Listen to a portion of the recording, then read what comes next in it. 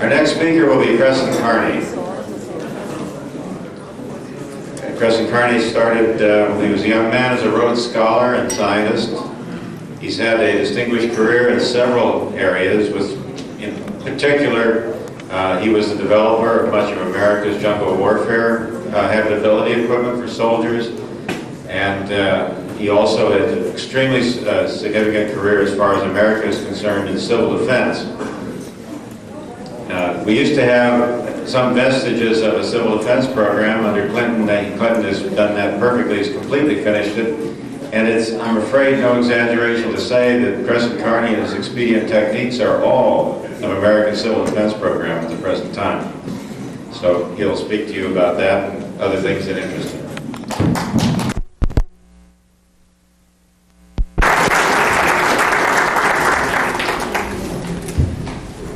My subject is overcoming obstacles to effective civil defense.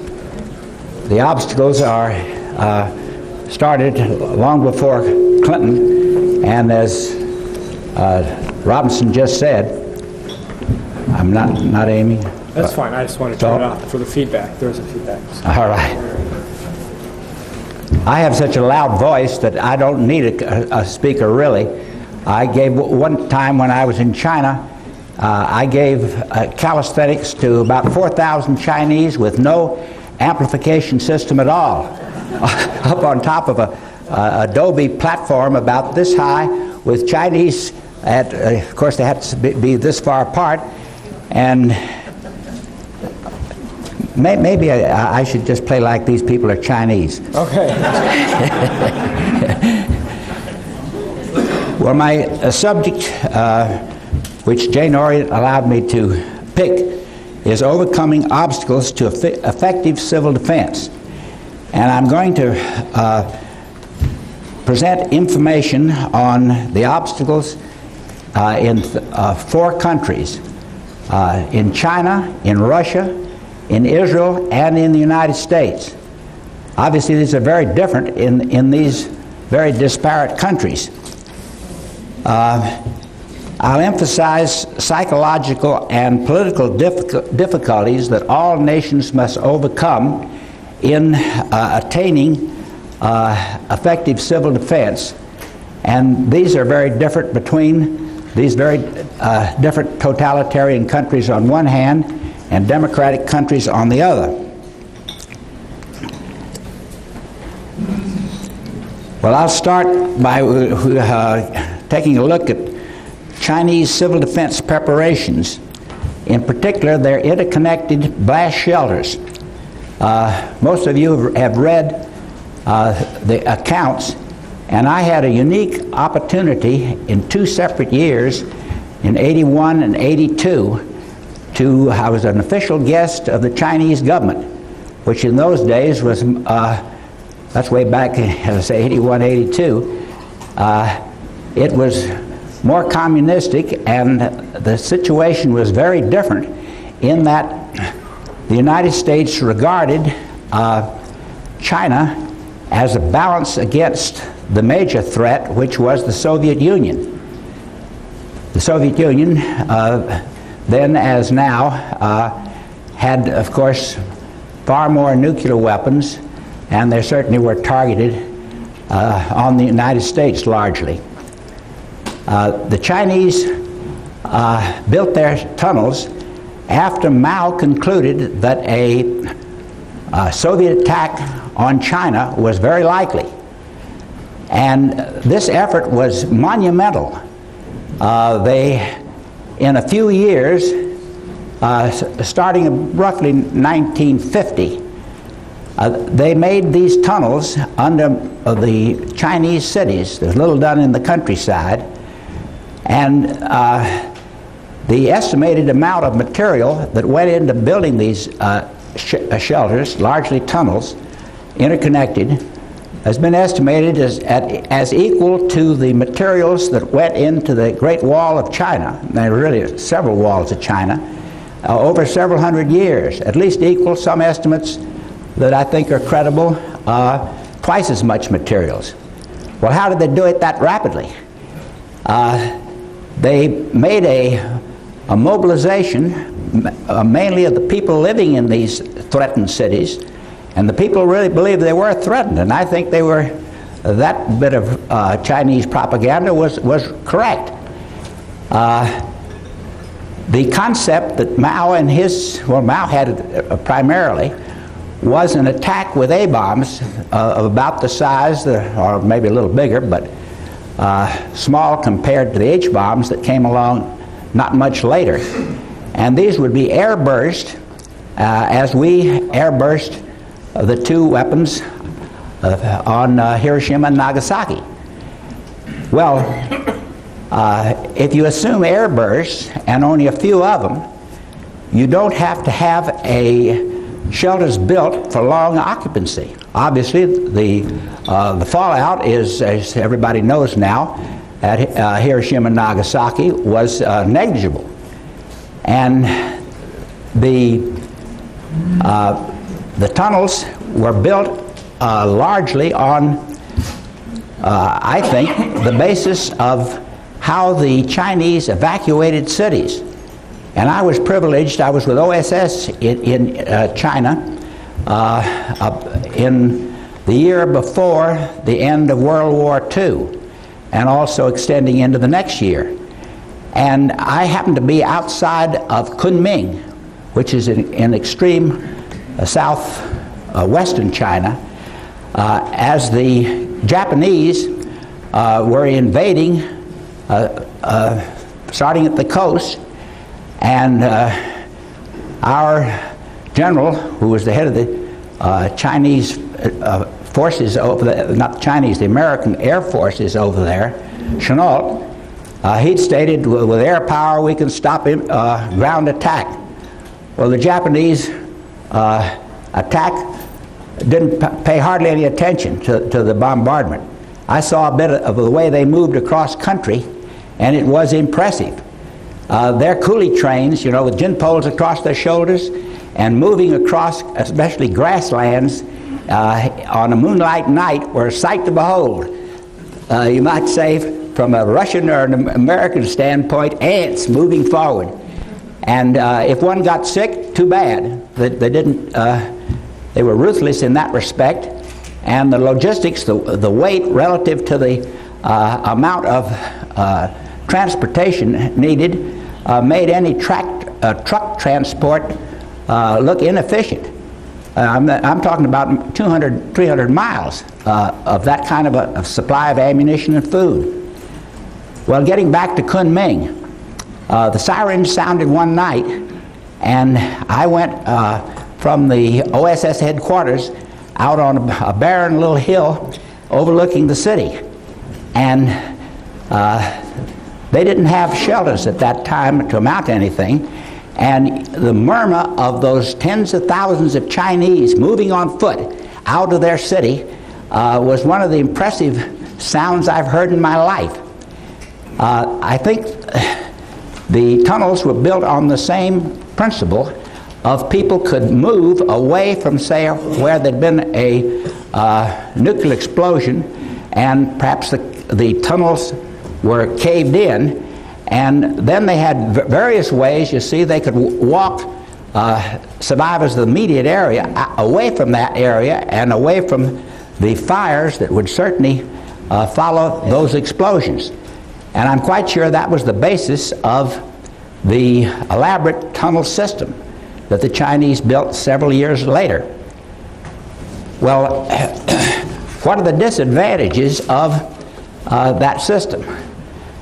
First, they didn't provide for not only moving away from the areas that were immediately threatened with fire or with, well, they didn't count on much fallout. To get away from there, but they should have made their tunnels extend out into the countryside, and then they could get out and disperse. Ed York, who I regret is not here at this meeting, he made calculations on that basis, and they could have gotten away at least until the Soviets had an overwhelming nuclear arsenal, of course including big weapons which could be ground burst and still cause the destruction of those small Chinese cities, small in area.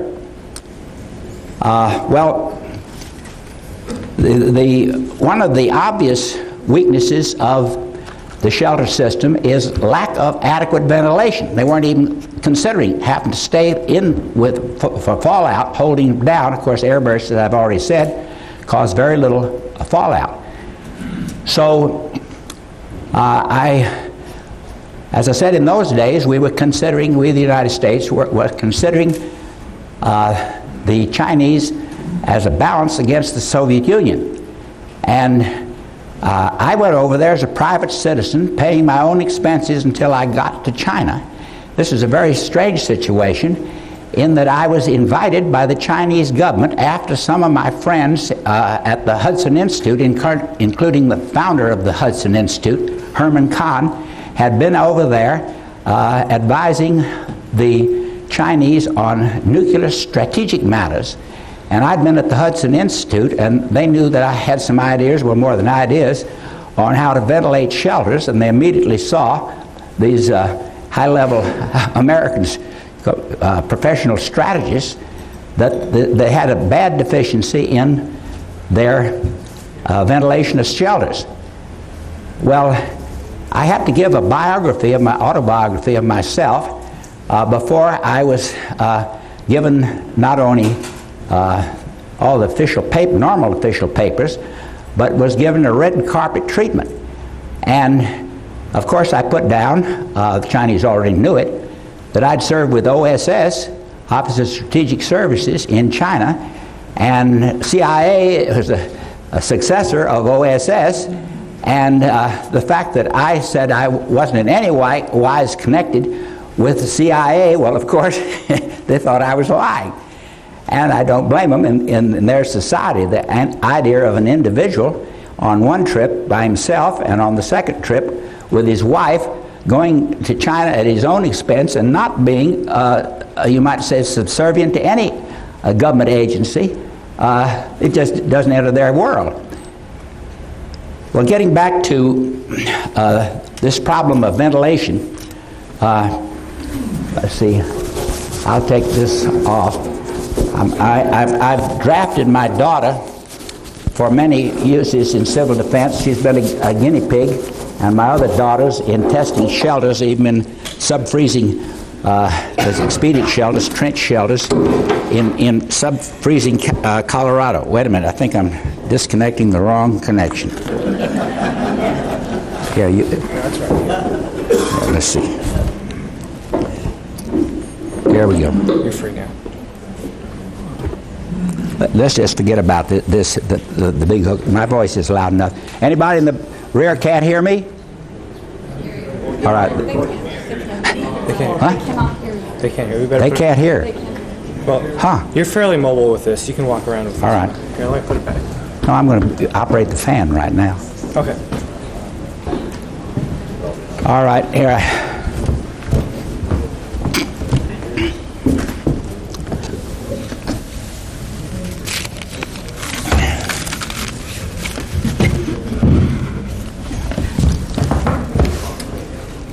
Here, you take this. Okay. Should I employ somebody? One. Well, you can put that down, and you be the wind catcher. The Chinese had some good fans, copies of Swiss fans, blowers, and but it was completely inadequate for ventilation except in freezing weather. And one of the devices that I'd, of course, designed primarily for Americans if we continued to have no shelters and no instructions. Here.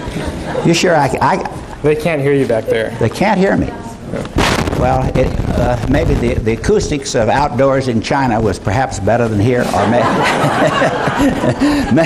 maybe I've gotten 83 years old, and obviously I can't talk as loud as I used to. No, if you come up on stage.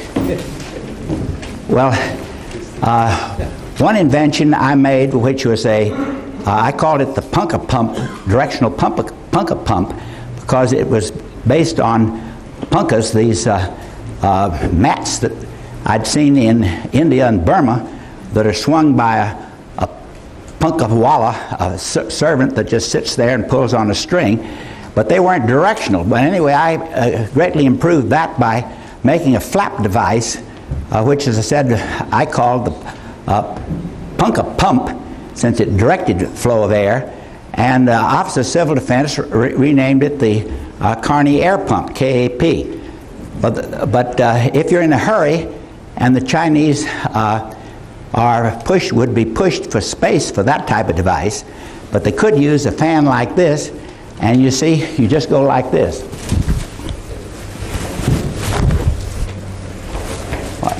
Am I not finding your hair? There.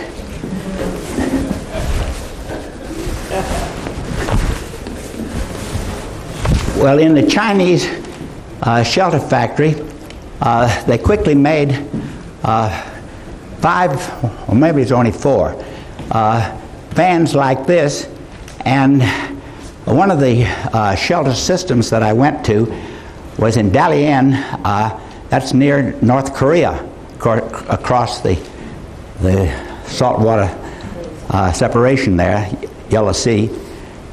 And it was interesting to go into one of these tunnels. A full colonel of the Chinese army, who was a tall man, and he looked like a real warrior. He'd been fighting against Russians at one time, and of course against the communists, Chinese, and I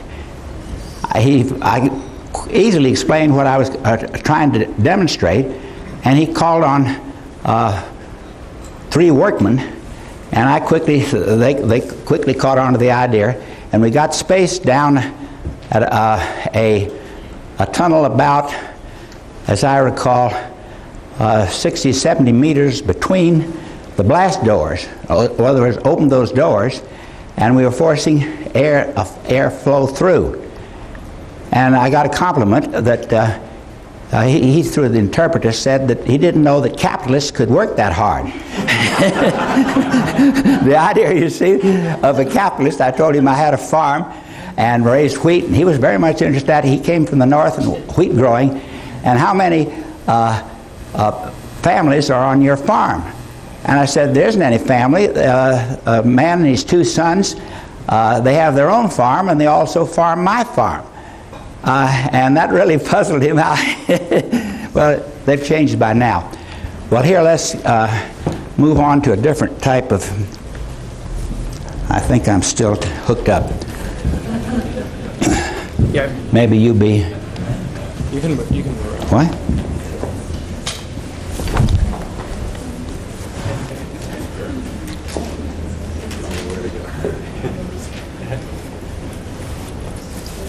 Well, this is a device for in big hallways. In hallways, I've had Americans using this type of a 2-person directional fan, bedsheet fan, and the biggest tests we ran were in a big limestone mine outside of Kansas City. This was a tremendous mine. The ceilings were almost this tall. And the trucks went in on one entrance, and then they could circle various ways. Of course, they left columns and go out another. And with 5 pairs of bedshed fans like this, we quickly had a rectangular flow of air going in and down a passageway and back and around, about 100,000 cubic feet a minute. Now, people would get tired doing this for more than, I'd say, 15 or 20 minutes. But if you have thousands of people in a shelter, as the Chinese would have in some of their big shelters, and organization, it's practical. I'm not saying I'm going to advocate this immediately if American civil defense is resurrected, because it takes organization and all. Well, anyway, we're trying to pump air this way, and you go this way and then over and change hands. And I said, well, I may be wired for sound, but I thought you were going to be a wire man here. Here we go.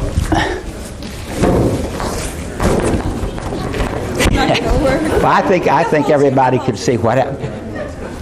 1, 2, 3. Where's the air moving?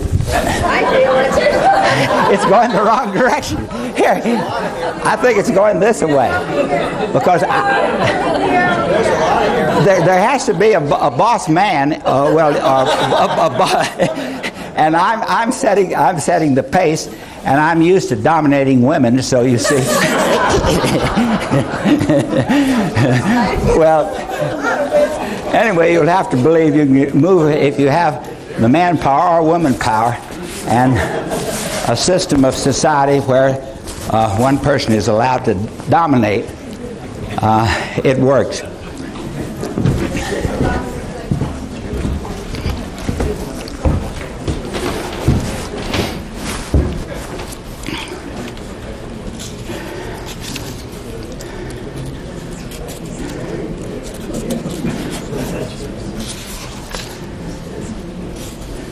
It would have been more efficient if you'd had a roof or something, so that instead of going... Yes, that motion was waste energy. The birds are not up there to benefit it.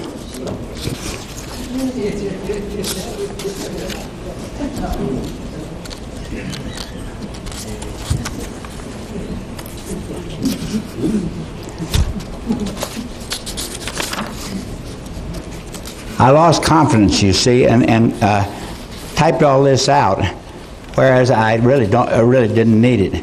So I'm just flipping pages now to be sure I didn't leave something out.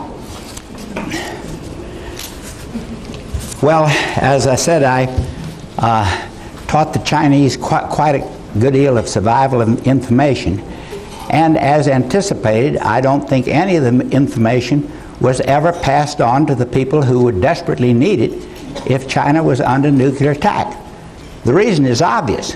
In a dictatorship, if you have to put in something after say something as expensive and big as a shelter system is made, that's a proof that the Mao and all his successors didn't know what they were doing, or they wouldn't need shelters that needed to be seriously modified. And the information could have been useful to people out in the countryside, but I got the impression that the Chinese, the new ruling class of China, thought they probably had too many people anyway, and they wanted certainly to preserve the workers and people around them. I was going to these various cities, so I had literally, they didn't put red carpets out, but I had, of course, an interpreter with me and officers assigned to me to show me the sights, and it was really a unique experience. Well, let's touch just on Russia. I have not been in Russia, but I've talked to people, including Maccabee, who was over there and saw some of their urban shelters in Moscow and had adventures in them, and especially Ed York, who has studied them in detail, and of course Leon Garay and other people that have studied the Russian civil defense system. Well, they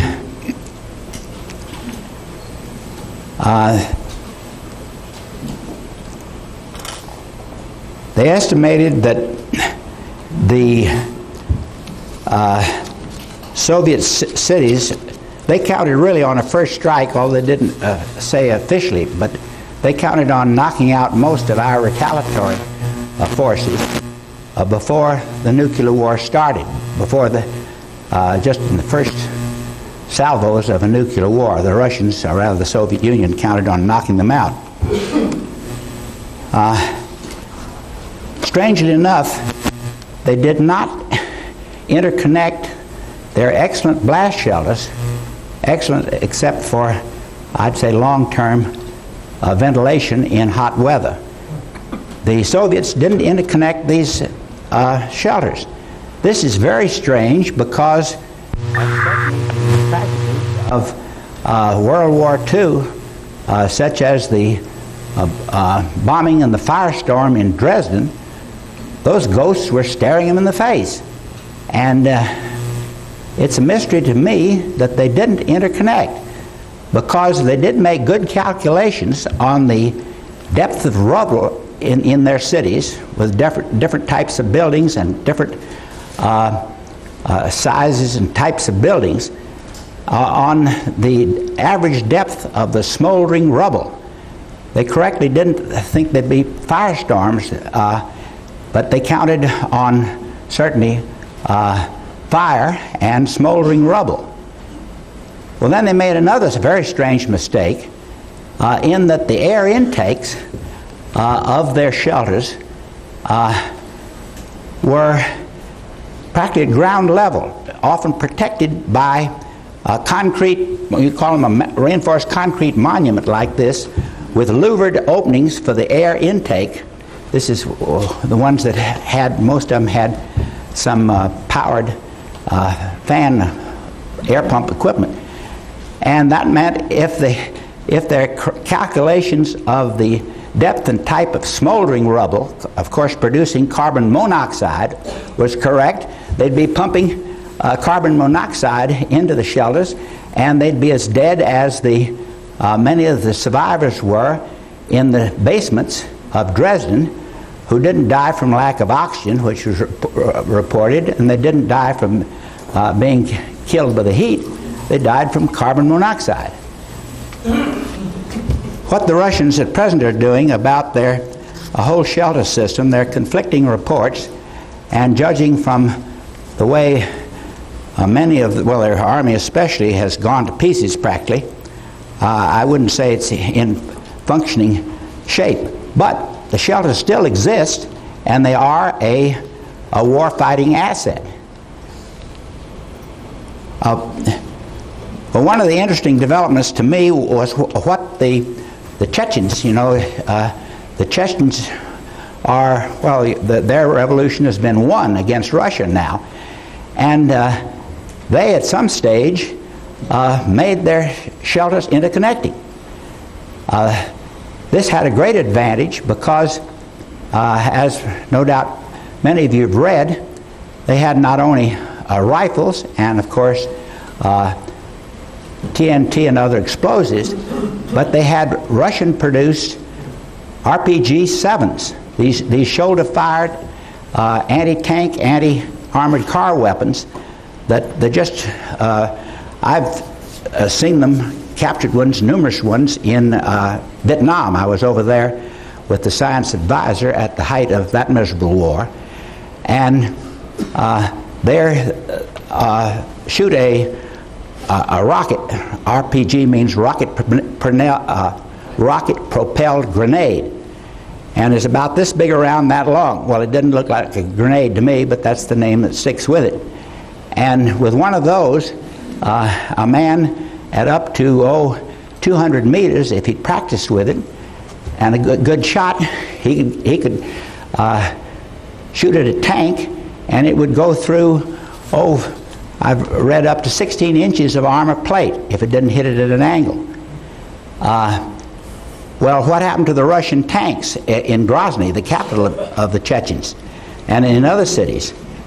The Chechens could go underground through their urban shelters and pop up at the right place to attack Russian tanks, and it wasn't any 200 meters either. They were right next to them in many cases. And there were pictures on TV of whole columns of smoldering Russian tanks knocked out by men on foot. And in a book that I'm have finished writing, but now I'm well, I want to thank Art Robinson, because when I was struggling along for a large part of the last 8 years on this book, not struggling in the sense of financial difficulties or anything, but just old age, I'd say. And Art came to the psychological rescue and assured me that if I didn't find a publisher, that he and, of course, the Doctors for Disaster Preparedness would get the book out. Well, with that digression, I'll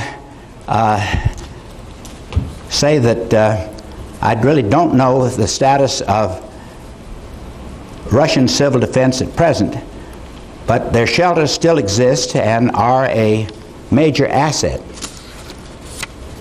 A brief look now at Israeli civil defense. They have, I'd say, the best existing civil defense system in the world for defense against ordinary HE high explosives and against poison gas. They received very favorable publicity for the buildup of the 100 days of actual ground fighting and the attack with Scuds on Israeli cities. Well, that started a bit before the ground fighting. But their provisions of gas masks for everyone. Babies, those weren't exactly masks, little boxes where the mother could pump filtered air into the baby, little tiny baby, and small gas masks for children, and of course for a variety of sizes of adults. And the strangest ones were the ones which I haven't seen written up, but I learned it from Yaakov, can't pronounce my ancient Jewish names, Yaakov Lapidot. He was director of Israeli civil defense during the build-up to the war, that is the Gulf War period. And he, I think with justice, was proud of himself because he even had masks that you can't, a heavily bearded man, you can't put the mask and make it airtight over his face. So you have to go down, have the whole sort of bag-like contraption that goes around and closes around his neck. And I asked, well, why couldn't they cut off their beards? But some ultra-Orthodox Jews, they'd rather be killed and die of gas poisoning than cut off their beard. So on biological attack, especially with anthrax, the gas masks would do them some good if they had warning. But I haven't heard yet of a system of warning that can give warning against spores of anthrax, which of course you can't even start to see them with your naked eye. And there are many other organisms in a wind that would fool you on that score. You'd think it was anthrax. But at least they have masks. Well, the strangest omission of all of Israeli civil defense is that they make no mention of defense against nuclear weapons. And the best answer I've received of that, and I made 2 trips as just a private, unbacked citizen to Israel and got a very good reception over there. But I didn't get as good an answer to this question of why don't you mention nuclear, radiation? Well, by coincidence, I live in western Colorado, and I was swimming in a hot pool, naturally hot pool, and I looked across the pool, and there I saw obviously a very intellectual Jew and his wife and a child.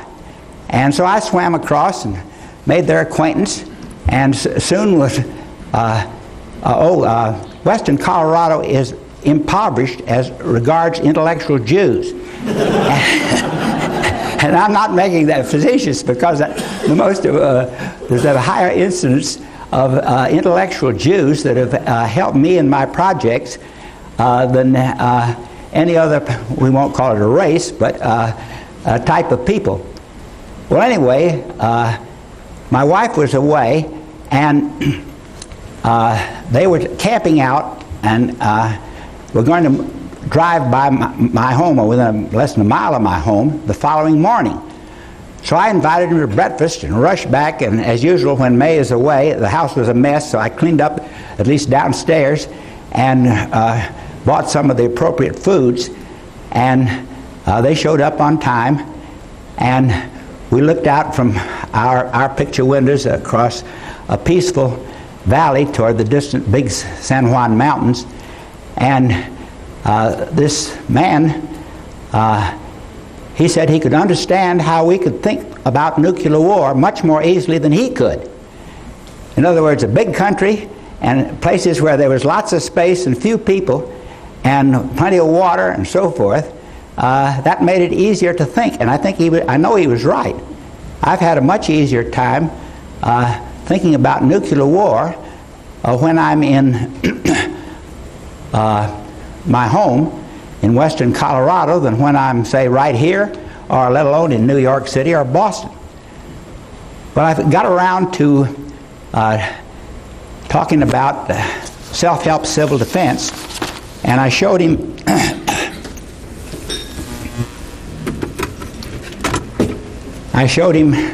one of my little fallout meters, which I've demonstrated around here. You see instruments of this type being sold right out now. But anyway, I'll show you an improvement I made and why I didn't make it before I wrote the instructions, which are given in detail for making a home-makeable and accurate and dependable fallout meter. They're in this book, Nuclear War Survival Skills. I'll digress on this. Some 600,000 copies have been sold worldwide. Of course, this was a time when nuclear war was considered much more credible than nuclear war is today, most of them. However, under President Reagan, the man he had made Director of Civil Defense, Lieutenant General retired Julius Beckton, he bought a total of close to 10,000 of these from Art Robinson, or his organization, and distributed them largely to civil defense, or rather they call them FEMAs now, professionals. And they actually, in some of their classes for professionals, they were making these little meters and learning considerable about radiation and the effects and so forth, and how to make something that would work. Well, you don't have to know what Clinton did. He not only has, in the process of disposing, which is just eliminating our stocks of radiation instruments. In 1986, we had approximately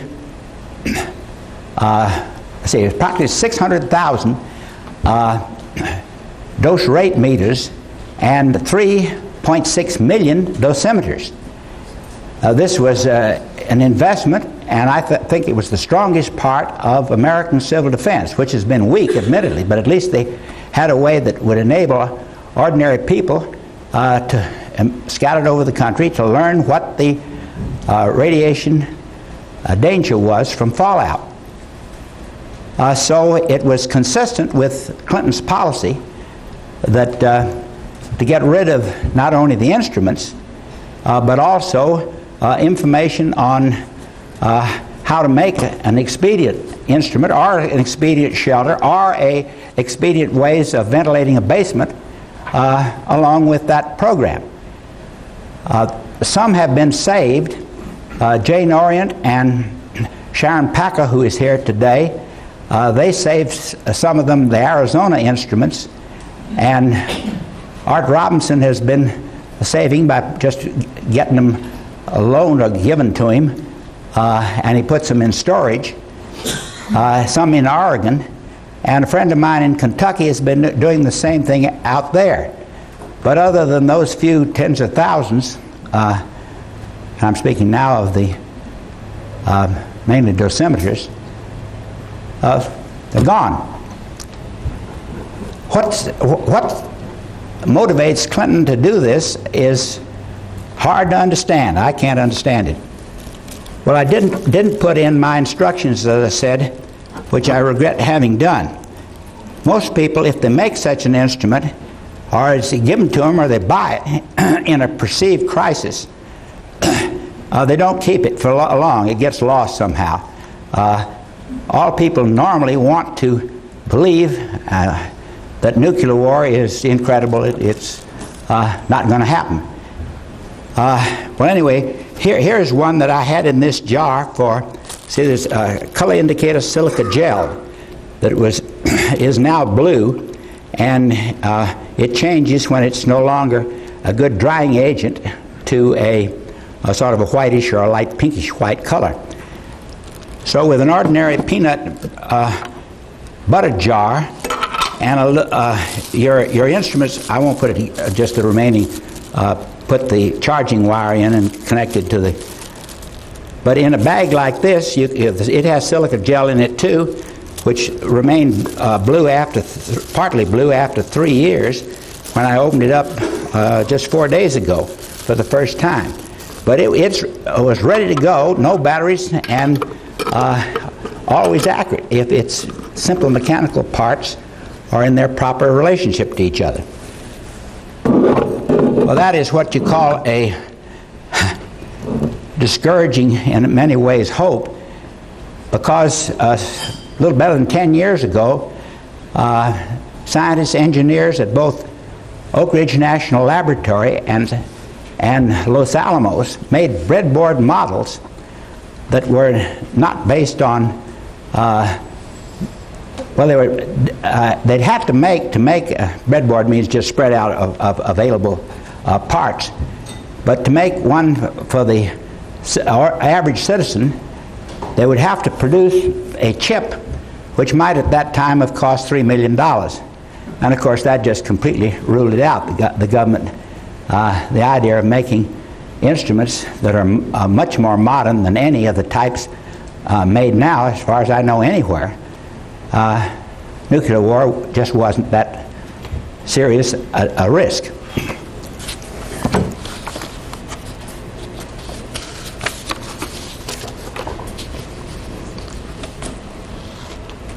Well, this fear of the word nuclear bomb radiation, it's worldwide, and it's one of the worst obstacles, the hardest to overcome obstacles to, I'd say, serious civil defense anywhere, except perhaps in a complete dictatorship. And as far as I know, such a dictatorship to that extent doesn't exist today. Well, can expedient civil defense does not appeal to the governments or the military of any country, I'd say. I think in view of Clinton completing the destruction of what little we had of a civil defense system, I think that the United States Army in a perceived crisis would be imposed on having that responsibility. Our military doesn't want anything to do with it because it's worse than a case of worms, a bucket of worms, a garbage can full of worms.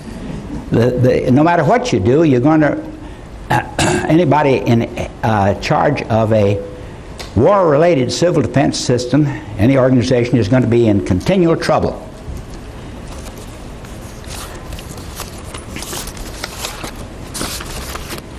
Well, the nuclear end of it is there's a clearer cut problem there than there is for preparations to increase the number of survivors from a poison gas attack on the United States. And the situation as far as biological attack, of course, is way worse. It's interesting that when I was in Vietnam at the height of that war, during the Tet Offensive, before and after the Tet Offensive, 2 or 3 of my friends were strongly in favor of our ending the war promptly and getting the hell out of there by using small nuclear weapons. Wasn't a part of the, you might call it, internal debate at all, but I thought that would be really stupid. Not that I didn't approve of what President Truman did at Hiroshima and Nagasaki. He ended a war, of course, by using them. But the complication there is, over in Vietnam, that the Chinese, of course, had numerous nuclear weapons, and so did the Russians. And I was looking at captured Russian RPG-7s and all kinds of machine guns and rifles and everything else. And what would prohibit either the Chinese or the Russians from receiving just a few small nuclear weapons, and they could use them to knock out. They wouldn't have to have a missile launcher. They got in big sack charges and all. And they could carry them to the outskirts, which they could attack and hold at any time of these concentrations of American troops over there. And it would have started, it would have crossed the nuclear threshold, and I believe that that threshold is one that we should be very careful not to cross. If our conventional forces continue going down, being degraded, and under Clinton they're going down at an astonishing rate, and of course the whole American Congress is responsible for that, I think it's quite likely that we will follow the Russians, not following them and talking about it as following, but we'll depend, if our vital resources like oil are really threatened, that we'd be first to use nuclear weapons. Now, under Bush, I believe we destroyed all of our small nuclear weapons, leaving us only with ICBMs. And to go from, it makes no sense at all to threaten to blow up, say, Saddam Hussein when he gets his army back together again, and we don't think he has a nuclear weapon, to threaten him with nuclear destruction, or his armies with nuclear destruction, with ICBMs and megaton nuclear weapons. I don't think it's a credible threat. Oh, forget, obviously I have no solution to offer to that one.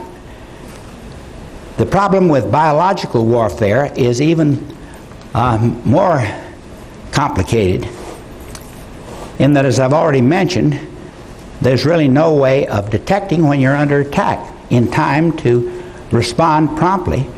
And there are ways of dispersing, especially the spores of anthrax, where in many cases you wouldn't know where the attack is coming from. Reed Irwin today mentioned the theory that the plane that was shot down over Long Island Sound, 200 and some Americans killed, passengers killed, that some ship may very well have launched it. And what ship? Who knows? So how big a missile it takes to shoot down a big airliner, I frankly don't know.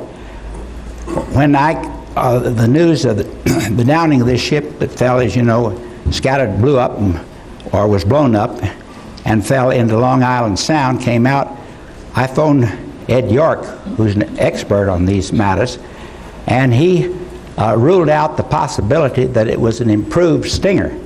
The Stinger, of course, being the shoulder-fired weapon, heat-seeking weapon, that we supplied to the anti-communists in Afghanistan.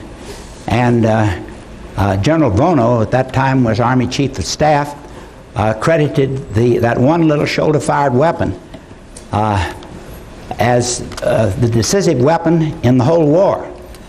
The Russians lost, I think it was 260-some planes, not only helicopters, but jet aircraft, combat aircraft, with an expenditure of, I think we had, they were actually fired about 350 or thereabouts stingers.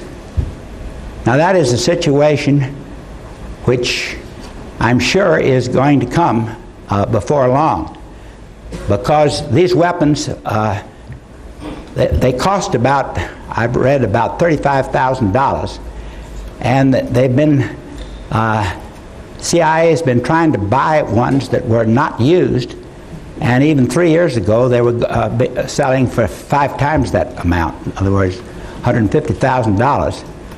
And we've been in the process just recently, we promised to supply Taiwan for Taiwan's defense against, of course, China, communist China, with 200, wait a minute, no, it was about 100 of the Stingers, each one in an armored car, so they could rush around that island and be in a position to shoot down attacking Chinese planes. Well, then again, if you can get $250,000 in a country where your soldiers aren't making that kind of money, and they receive their pay in gold, how are you going to control those Stingers? So I think Stingers are the Chinese equivalent, which I understand are sensibly, from the Chinese standpoint, being manufactured. When they're getting scattered around the world, and the Russians may very well, some Russians are hard up, so there's a source, and I'm puzzled as to why terrorists haven't gotten hold of these weapons yet. Apparently they haven't, because as Rita Irwin was describing, the missile, and I think it was a missile that went through the big airliner but did not explode, just tore a big hole through it, passing through it. That shows, well, I think my guess is why the facts of that aren't coming out is just too disturbing a possibility. I think air travel will become much less popular and have all kinds of economic and other side effects if even a single plane is shot down by a Stinger or a Chinese or Russian counterpart of it. Well, staying on weapons for a little while, just last month, Army Times said that, announced that the Javelin was finally being dispersed to quite a few troops. Well, most people here have heard of Stingers, but the Javelin is a heat-seeking, shoulder-fired weapon that has not an explosive charge of the type that's needed to knock down aircraft, but an armor-penetrating shaped charge, and it's a shoot-and-forget weapon. In other words, up to 2 kilometers, call it 1.6 miles, a foot soldier can aim at say a tank where its motor's running, it's hot, or an armored car or a truck, and squeeze off, and then he can duck. In other words, the missile takes over and just goes like a Stinger does to its target. So one of the main, you might call it thesis of my forthcoming book, Jungle Snafus and Remedies, is that while we're concentrating on super expensive weapons, including helicopters costing tens of millions of dollars apiece, and various other aircraft, and a country that can use its wealth to buy these foot soldier weapons is going to be in a situation that'll make people as worried as the commanders of our forces in recent maneuvers in the Nevada desert. They'd been always defending their tanks, trying to, against other tanks and armored cars and artillery. And here we're up in those maneuvers for the first time that they had to keep track of, try to locate a man on foot over a mile away. I'm infantry myself, and I think, unfortunately for us, in the long run, the man on foot is going to be increasingly important in determining the outcome of most wars. Well, back very briefly to some problems that are highlighted or gone in considerable detail in this book, which is entitled A Higher Form of Killing. And Conrad Chester, who was a chemist and specialized in especially unconventional weapons, he recommended it not for its conclusion, but for a great deal of the information that they quote their sources, and they quote sources including the fact that Churchill was strongly in favor of using chemical weapons, including in the, to clear the way for the Normandy invasion and to clear the way for Allied forces after they had crossed the beaches in Normandy and were fighting their way and having great difficulties in getting into toward the interior of Germany. And even more disturbing than that in this book, the anthrax weapons, which I knew had been developed in England, but I didn't realize until I read in here with proper citations of where the information came from, that the main production of anthrax weapons was to be in the United States. They were primitive compared to the ways of dispersing anthrax spores now, in that they were bomblets weighing about 5 pounds each, and it took to kill a mere 2 million people took over 2,000 bombers, they figured, to drop these bomblets. And at Virgo, Indiana, they set up, the Americans set up a factory to produce 50,000 a month of these. That factory never went into operation. Small-scale production, very small-scale production, was initiated and carried through in England. And Churchill was in favor of using those on German cities. And my opinion of Churchill went down after reading that, in that if you use nuclear weapons, as everybody here knows, it isn't the end of occupancy by any means. Look at Hiroshima and Nagasaki, even if there was fallout. But if you put anthrax all over what was a city, who's going to go live there for many years afterwards? I think President Roosevelt, who along with the Joint Chiefs of Staff and the British High Generals, they went thumbs down on that idea. So if people like Churchill, who he was, and that wasn't in a desperate situation, that was toward the end of the war. Well, he goes on to a lot of detail that I didn't know in detail. The CS, we still call them in this country gas grenades, meaning they're tear gas. Well, CS is much worse than what was called, and much countries call tear gas, and now that's accepted by most nations, that form of chemical warfare. But one last quote. This book ends up as proof that the authors are humanitarians and all, and they state, this was written in 1982, the present arsenals, that is of poison gas, are huge. Adequate stocks of nerve gas in the United States is sufficient to kill the entire population of the world 4,000 times over. Well, I've heard of exaggerations of the effectiveness, killing ability of nuclear weapons, but I never heard of the killing the whole world 4,000 times over.